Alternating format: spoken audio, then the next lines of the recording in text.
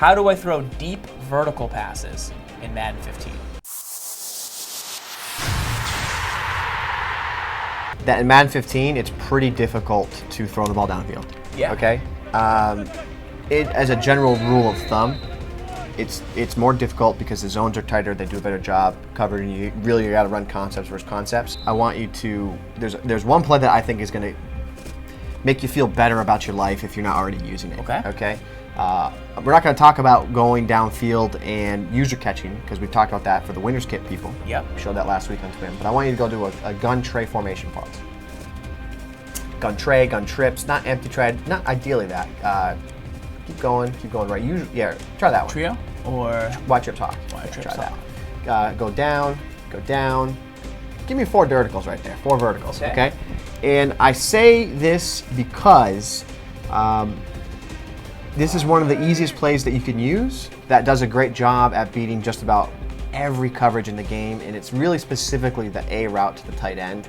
And then you also have to be willing to throw the ball underneath to the halfback on the and you got to be willing to RB route. It too. Yes.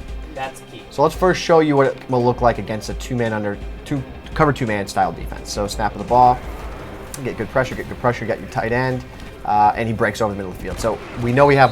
Here's the thing: can we get better? Can we get better reads? Can we get more guys open? Yes. But if you're just looking for a play that is going to give you some success, you can find this type of play in a lot of different playbooks. You can see that it beats 2 men under, right? Now we got cover 2 zone. Let's take a look at cover 2 zone, okay? A little early there. But you still got, but still the same idea is there. At the same time, what I would love to see there is maybe check down underneath. You don't have to force the ball under downfield. I'm in cover 2. Zone, he's going to pull he's going to pull him away. You can get that underneath. Right. There's nothing wrong with that. I'm doing that a ton now. I'm checking down. I'm checking underneath, making those reads really important to this year's game. Because it's hard to throw downfield. Again, cover 3. Let's see what happens. Cover 3.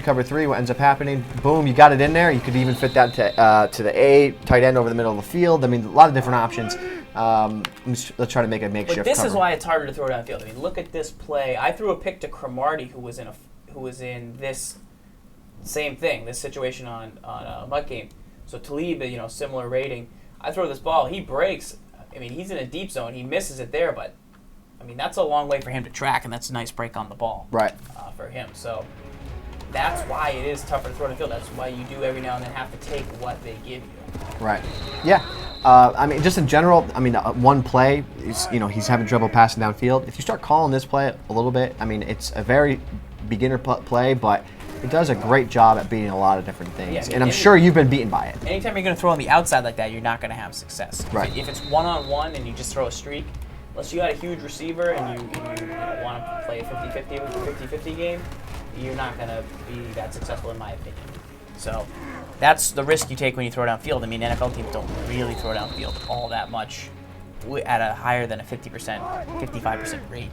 The quarterbacks get their ratings up from those short throws, and then once the time is right, they take a shot downfield. You need to know when is the time to go downfield. That's the only time I really throw in that area.